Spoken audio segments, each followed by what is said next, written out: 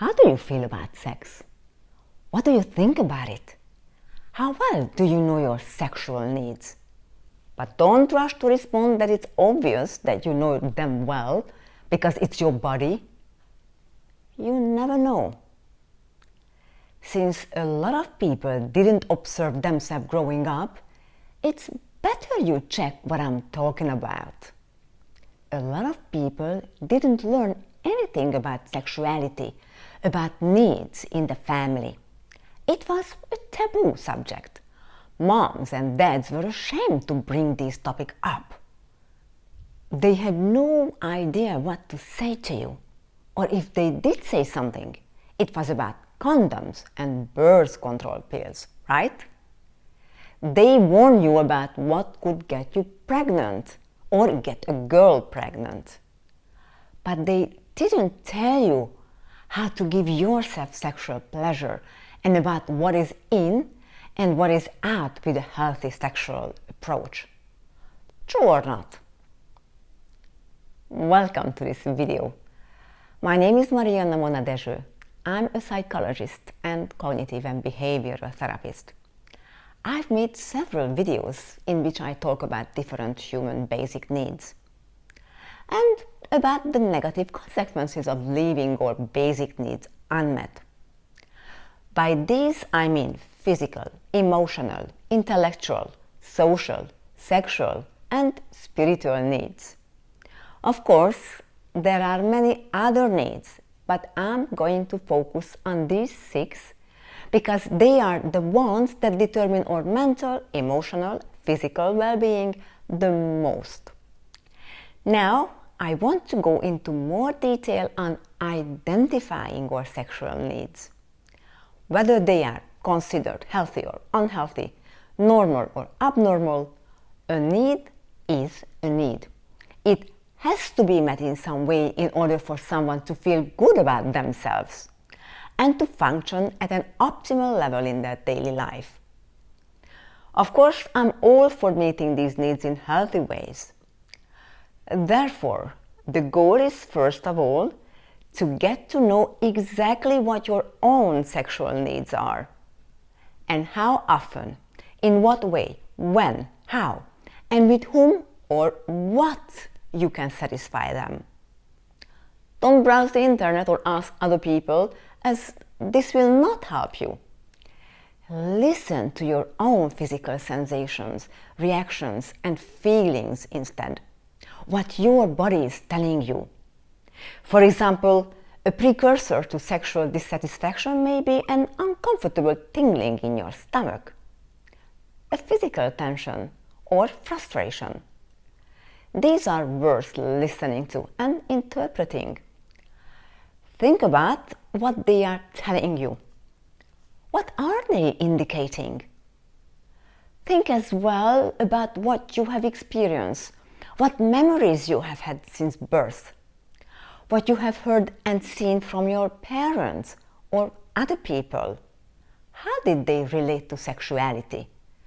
What was their attitude towards female and male roles? How did they feel about sex and needs? If it came up at all and was not a taboo subject. Or maybe they disapproved of sex, which they prefer to forbid. The point is to examine your own attitude to sex, what you think about it, what role it plays in your life, how important it is to you, and also how your sexual needs are expressed. What feelings refer to your dissatisfaction? How does this affect your behavior? Because it always affects you in some way. Sexual desire, which is an indication of sexual need, doesn't always manifest itself in the form of libido. You may become impatient, irritable, nervous, angry, or even aggressive when you are unfulfilled. But maybe you have not yet become aware of it. Or you may sleep poorly, be distracted, snack more, or drink more alcohol than usual. You bite your nails, or rub your hands together to relieve some of your frustration. When you cannot identify your sexual needs, maybe because you suppress them or deny them, it can also lead to eating disorders. This is because compulsive eating or eating itself takes your mind off the tension, thus causing relief.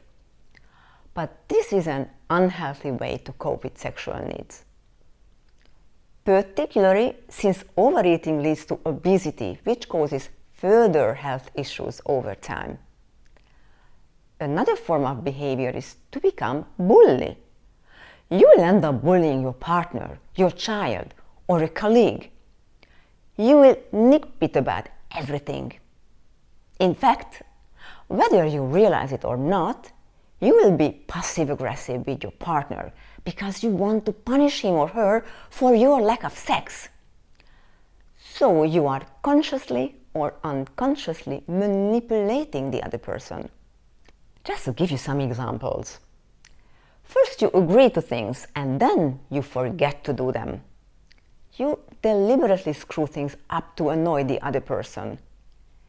You make lots of mistakes. You don't pay attention. You are late for appointments. You withhold important information. But you don't necessarily associate these signs with sexual dissatisfaction, because then you would be confronted with something that you really don't like and would rather ignore. Do you get it? Therefore, you are distracting yourself with something else.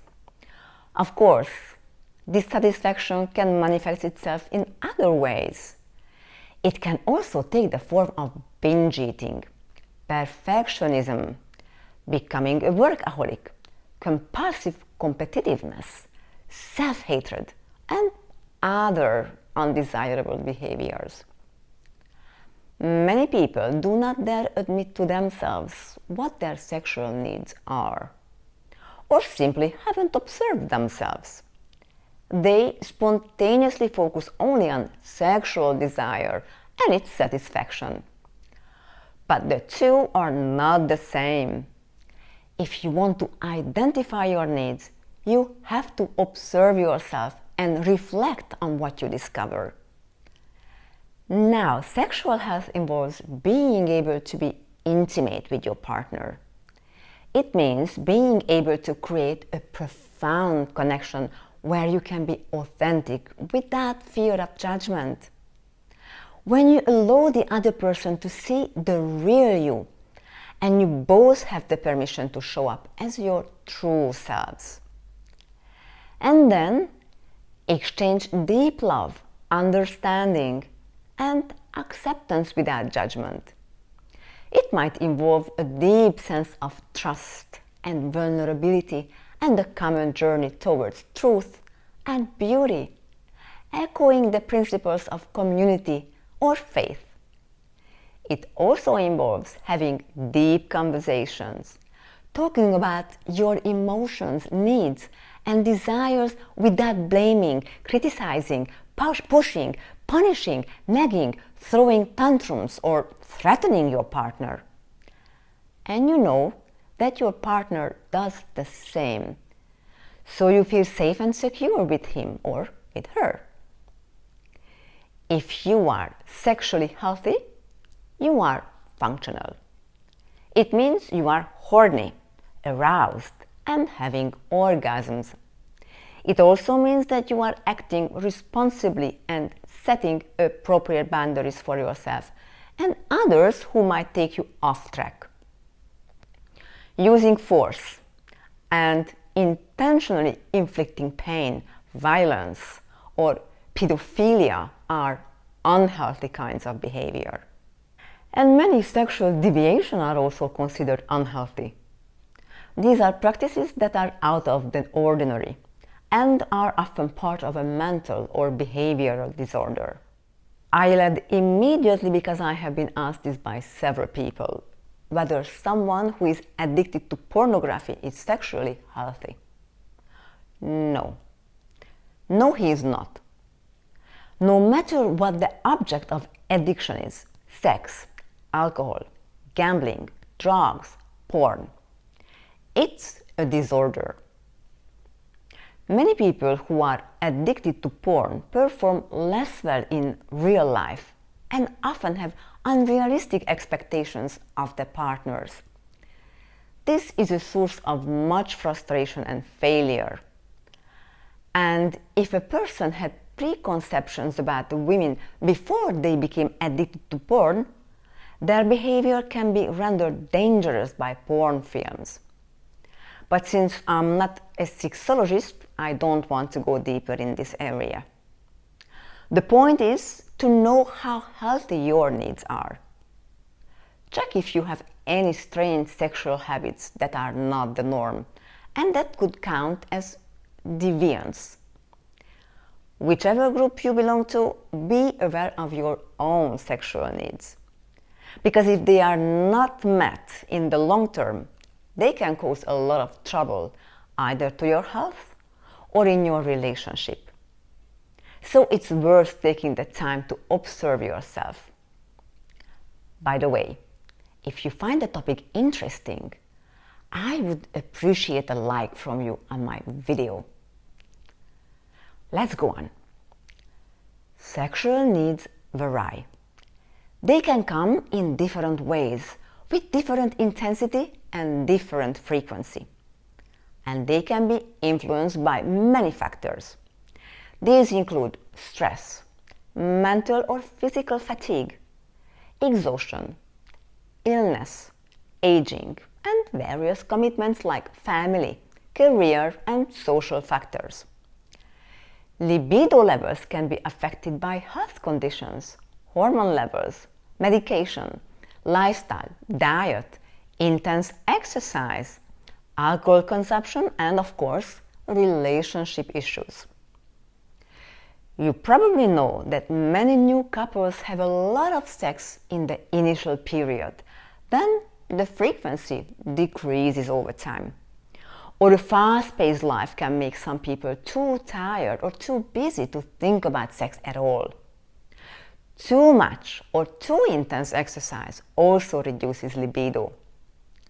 This is worth remembering if you are single, as this is one of the healthy ways to use up your surplus energy from dissatisfaction and calm down. I'll tell you the other two right away that can reduce your libido, thus ease you up.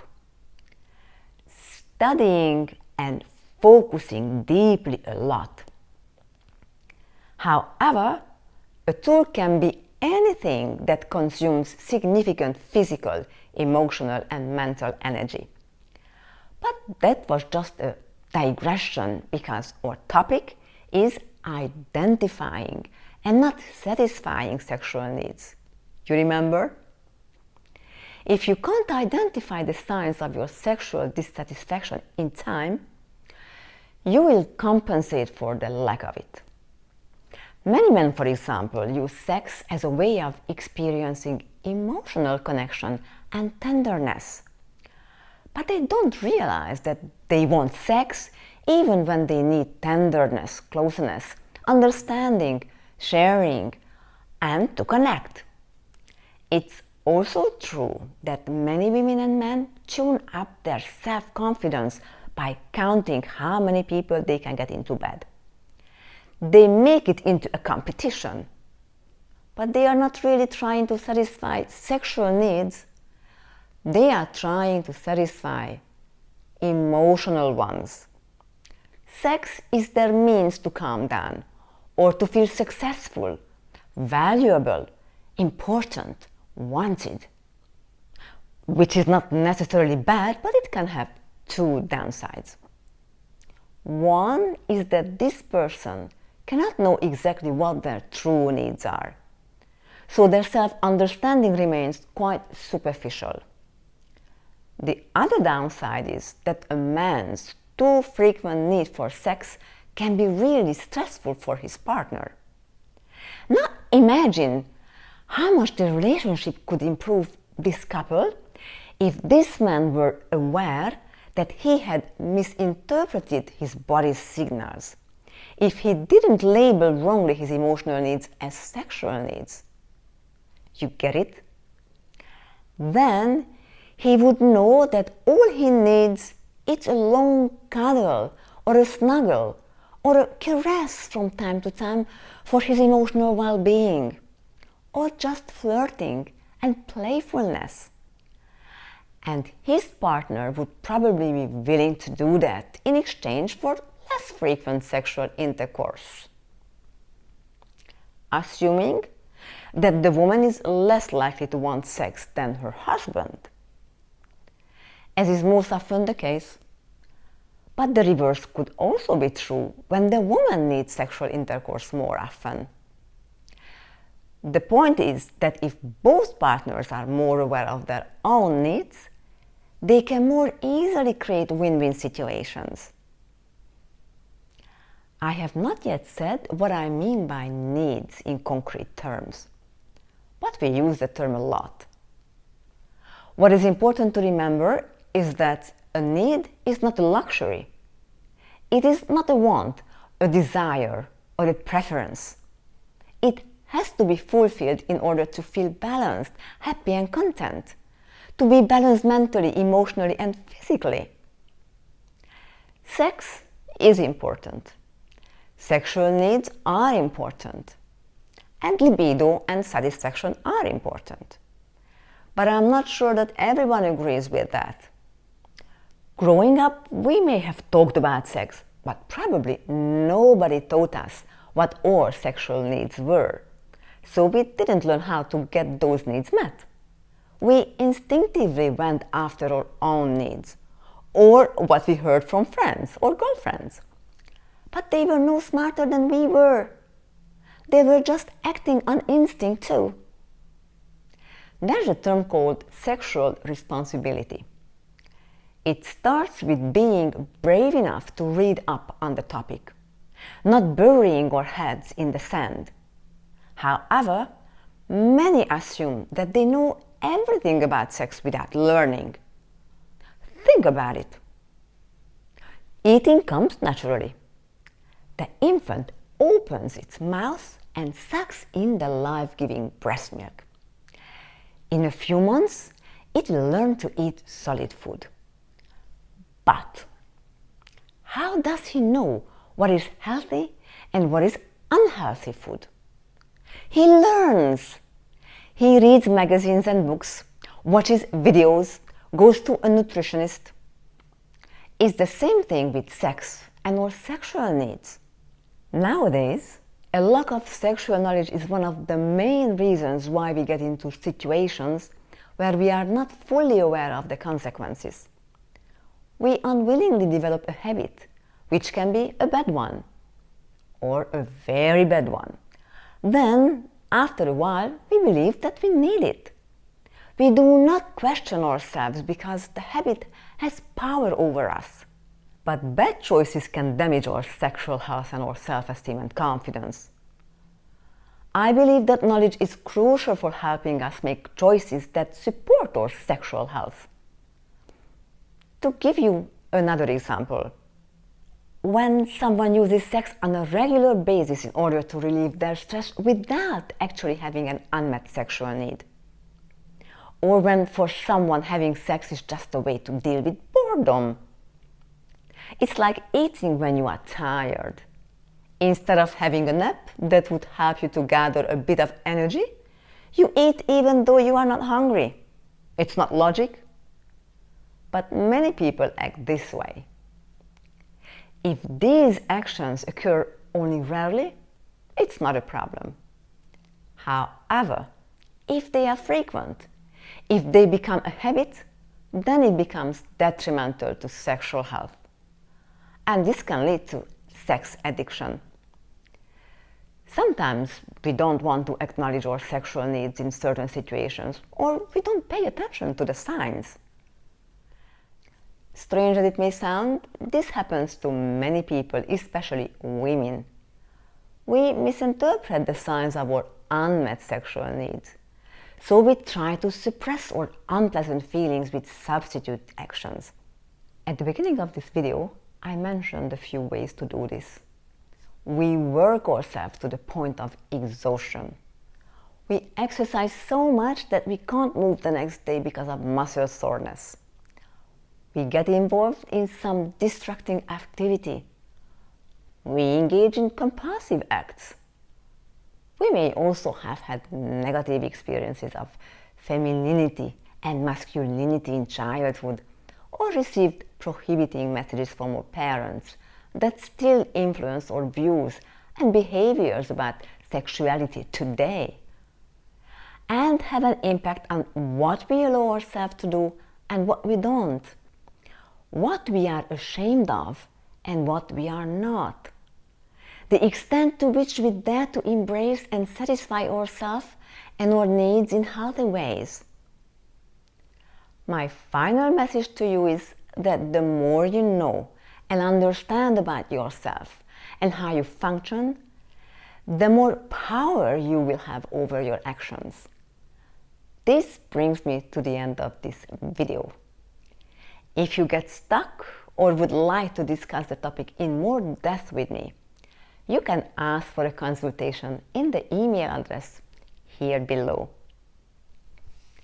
I'll upload many more videos soon, so if you are interested, please subscribe to my channel.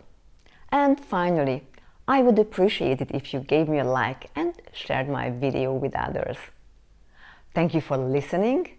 Have a great day.